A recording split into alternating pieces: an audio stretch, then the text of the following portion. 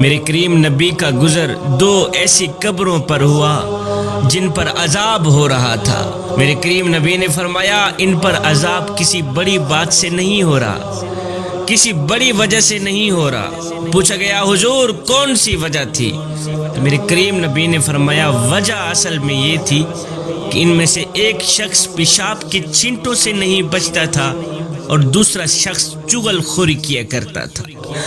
اللہ اکبر! ایک شخص پیشاب کے چھینٹوں سے نہیں بچتا تھا اور دوسرا شخص چغل خوری کیا کرتا تھا۔ پھر میرے کریم نبی نے فرمایا جو شخص چوری، شراب یا زنا میں مبتلا ہو کر مرتا ہے اس پر 2 سانپ مقرر کر دیے جاتے ہیں جو اس کا گوشت نوچ نوچ کر کھاتے رہتے ہیں۔ جو شخص چغل خوری کرتا ہے، شراب خوری کرتا ہے یا زنا میں مبتلا ہو کر مرتا ہے اس پر 2 سانپ مقرر کر دیے جاتے ہیں جو اس کا گوشت نوچ نوچ کر کھاتے رہتے ہیں۔ تو میرے کریم نبی نے فرمایا اللہ اس شخص کے چہرے کو روشن کر دے جس نے میری ایک حدیث سنی ہو، سنتے ہی آگے سنا دی۔